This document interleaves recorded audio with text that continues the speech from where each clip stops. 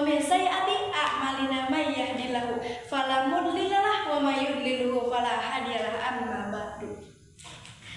Pertama-tama marilah kita panjatkan puji serta syukur kita kepada Allah Subhanahu wa taala yang telah menciptakan manusia di muka bumi ini. Shalawat serta salam semoga tetap tercurah limpahkan kepada sang panutan alam, yakni Nabi kita Nabi besar Muhammad Sallallahu Alaihi Wasallam, yang senantiasa mendorong umatnya untuk menuntut ilmu dan mengamalkannya dengan sebaik-baiknya. Yang teristimewa para dewan juri yang senantiasa dimuliakan oleh Allah Subhanahu wa taala. Berdiri di sini akan membawakan sebuah pidato kemuliaan orang yang berilmu. Para hadirin yang dirahmati Allah, Allah telah memberikan karunia kepada manusia yang tiada ternilai harganya. Karunia inilah yang membedakan manusia dengan hewan.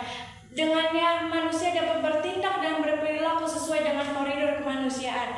Karunia ini adalah akal. Dengan akal manusia dapat berpikir sebelum bertindak. Hanya orang-orang yang berilmu lah yang dapat mempergunakan nikmat akal dengan sebaik-baiknya. Untuk memperoleh ilmu pengetahuan yang luas itu harus dengan belajar.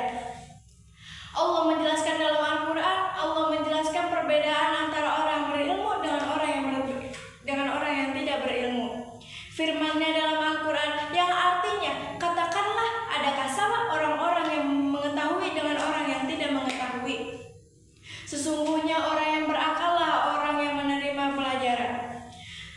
Para dewan juri yang dirahmati Allah, menuntut ilmu adalah kewajiban bagi tiap orang muslim. Sabda Rasul, thalabul ilmi faridatun ala kulli muslimin.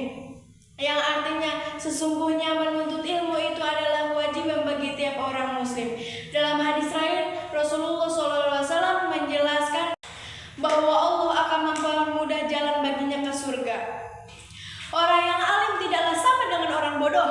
Orang yang alim akan mempunyai kedudukan yang terhormat dalam masyarakat.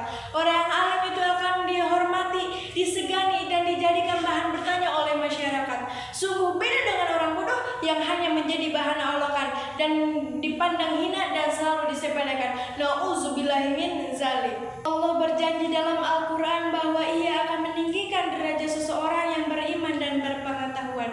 Firman-Nya dalam Al-Quran, A'udzubillahi minasyaitonirrajim. Bismillahirrahmanirrahim. Yarfa'illallahu alladzina amanu minkum walladzina utul ilma darajat. Yang artinya Allah akan meninggikan orang-orang yang beriman antaramu orang-orang yang diberi pengetahuan beberapa derajat. Quran Surat Al-Mujadalah ayat 11. Selain kepandaian, seseorang juga harus mempunyai keimanan. Iman dan ilmu adalah dua komponen utama dalam kehidupan kita. Kecenderungan seseorang yang tidak disertai dengan keimanan, ia akan membodohi orang, mencari keuntungan dengan jalan yang batil, dan akan merasa pandai sendiri. Maka dia pun susah untuk memperoleh martabat yang tinggi di sisi Allah dan di sisi manusia.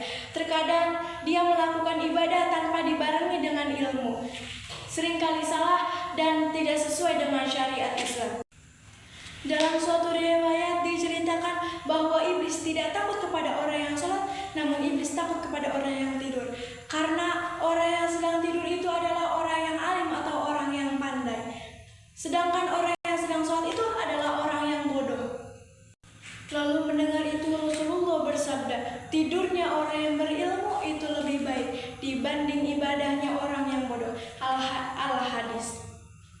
Oleh karena itu, marilah kita memacu diri kita untuk terus belajar dan belajar.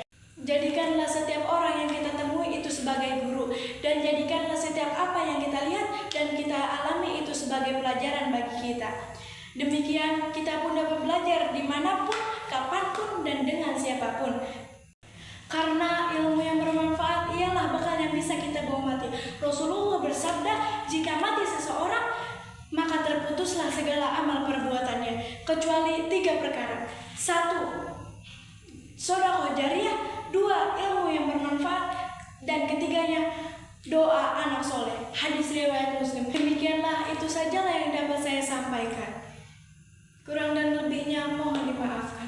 Jika ada jarum yang patah, jangan disimpan dalam lemari. Jika ada kata yang salah, jangan simpan di dalam hati. Wabillahi taufiq